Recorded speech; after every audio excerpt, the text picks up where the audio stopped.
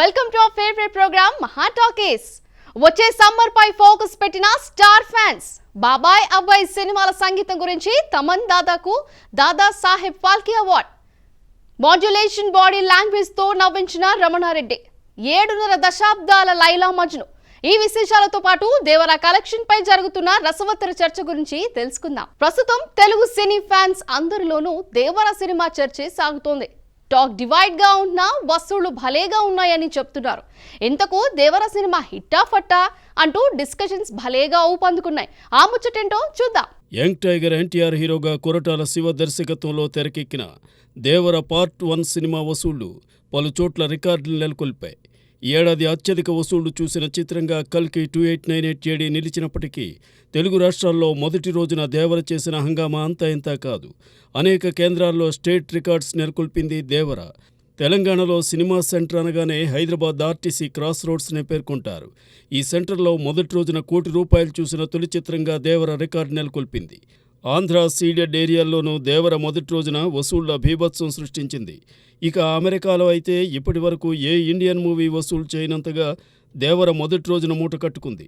కానీ రెండో రోజున మొదటి రోజు వసూళ్లలో 57% తగ్గినట్టు ట్రేడ్ పండిట్స్ చెబుతున్నారు. దీంతో దేవర హిట్టా ఫట్టా అన్న చర్చ మొదలైంది.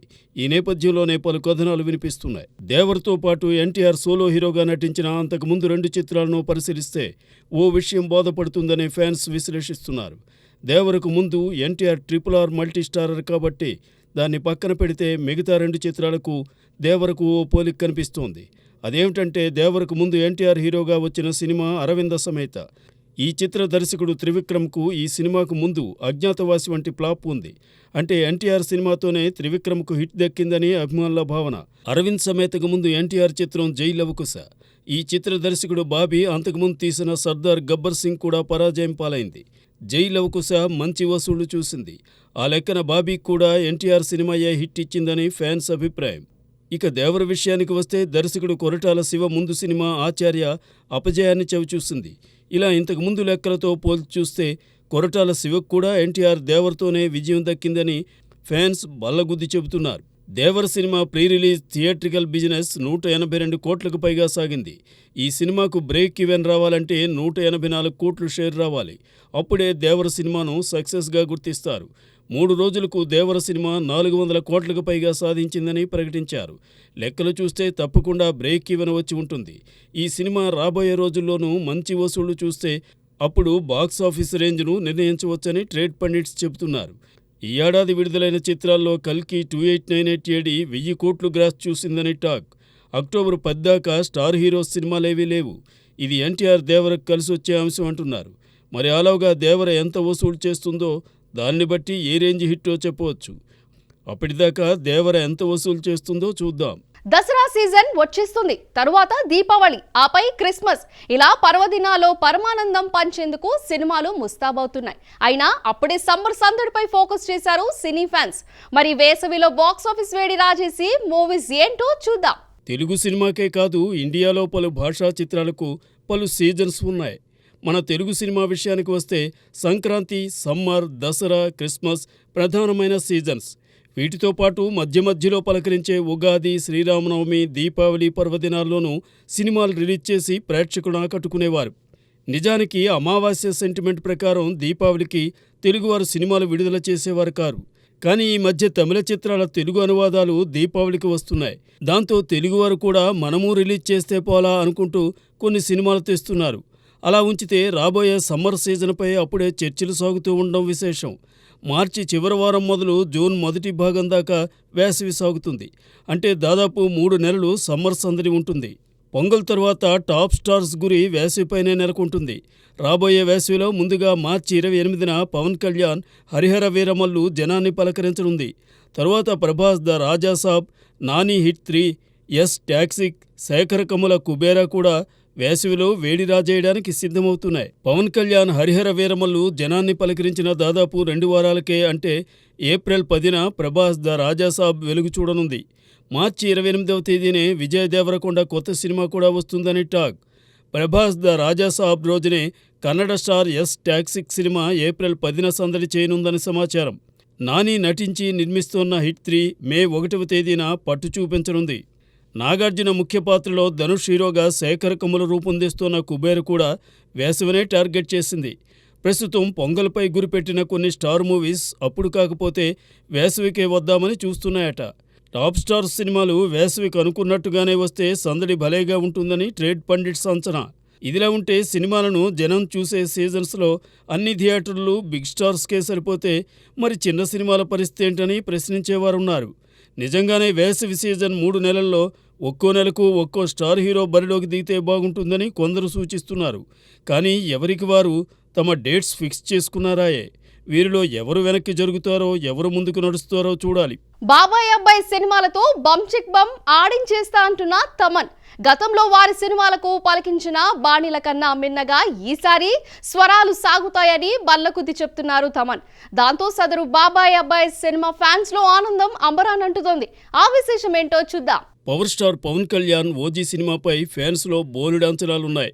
ఇక mega power star Ram Charan హీరోగా శంకర్ డైరెక్షన్లో రూపొందుతున్న గేమ్ చేంజర్ పైన భారీ హోప్స్ నెలకొన్నాయి. ఈ 2 చిత్రాలకు తమన్ బాణీలు కడుతున్నారు. అది కాదిక్కడి విశేషం. ఓజీ, గేమ్ చేంజర్ చిత్రాల మ్యూజిక్ హై లెవెల్లో ఉంటుందని తమన్ ట్వీట్ చేశారు.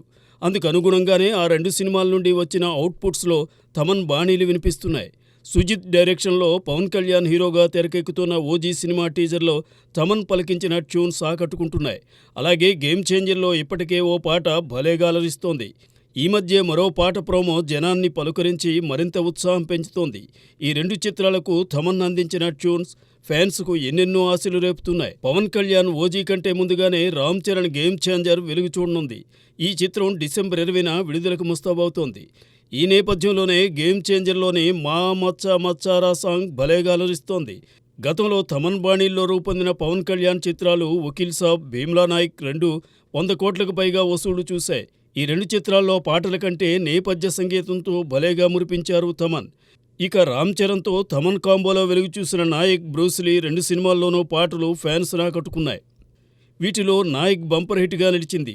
అందువల్ల తమన్ చేసిన ట్వీట్ చూసి పవన్ కళ్యాణ్, రామ్ చరణ్ ఫ్యాన్స్ మురిసిపోతున్నారు.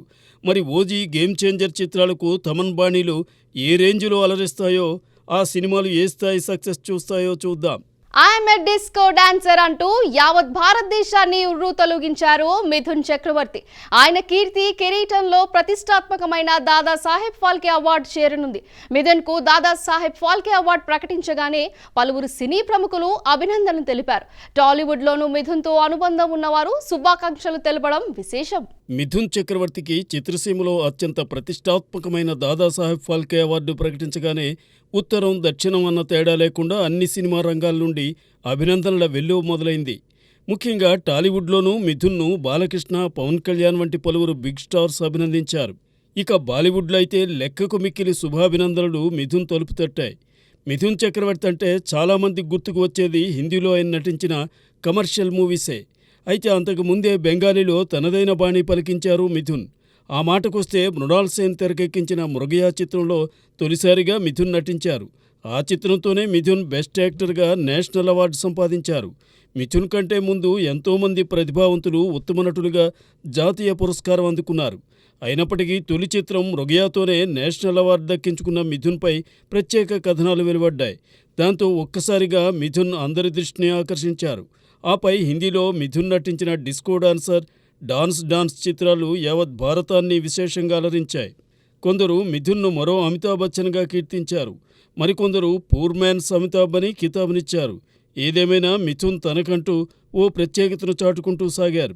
మిథున్ చక్రవర్తికి తెలుగు చిత్రసీమతో అనుబంధం ఉంది. ఎందుకంటే ఎన్టీఆర్ డ్రైవర్ రాముడు, బాలకృష్ణ కథానాయకుడు, చిరంజీవి న్యాయం కావాలి, చట్టంతో పోరాటం వంటి చిత్రాల హిందీ రీమేక్స్లో మిథున్ నటించి అలరించారు. అలాగే మన బాపు దర్శకత్వంలో మన ఊరి పాండవులు, సీతమ్మ పెళ్లి, బుద్ధిమంతుడు వంటి హిందీ రీమేక్స్లోనూ మిథున్ నటించారు. నటి యోగితా బాలిని పెళ్లాడిన మిథున్ తరువాత అందాల తార శ్రీదేవి ప్రేమలో పడ్డారు. వారిద్దరూ పెళ్లి చేసుకున్నారని వినిపిస్తోంది. మలుపు, గోపాల వంటి తెలుగు చిత్రాల్లో మిథున్ నటించి ఆకట్టుకున్నారు. అందువల్ల పలువురు తెలుగువారు మిథున్తో తమ అనుబంధాన్ని నెమరువేసుకుంటూ ఆయనకు శుభాకాంక్షలు తెలిపారు. అక్టోబర్ 8వ తేదీన మిథున్ చక్రవర్తి దాదాసాహెబ్ ఫాల్కే అవార్డును అందుకోనున్నారు. నవ్వు 4 అందాల చేటు కాదు, ఎన్నో విధాల గ్రేటు అని చాటిన ఘనుడు రమణారెడ్డి.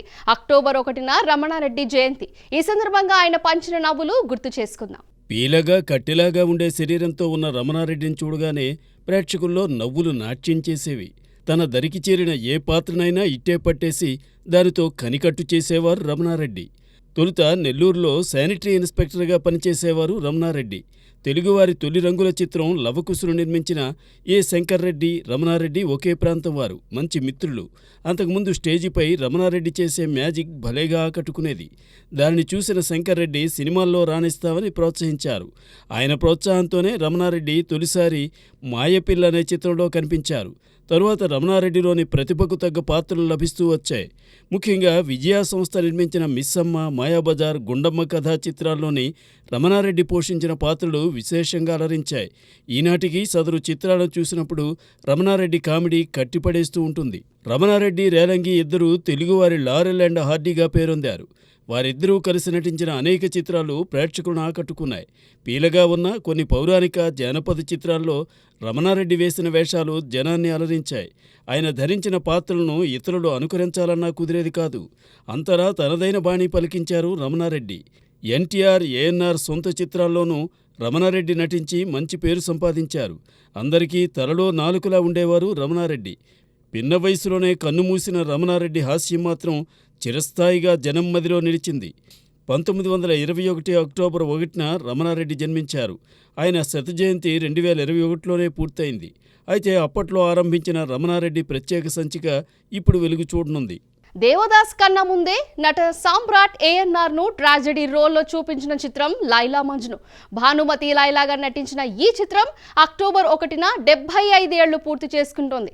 ఈ సందర్భంగా ఈ చిత్ర విశేషాలను మననం చేసుకుందాం. ప్రపంచ ప్రసిద్ధి చెందిన విషాద ప్రేమికులుగా రోమియో జూలియట్, అనార్కలి, సలీం, లైలా మజ్ను నిలిచారు.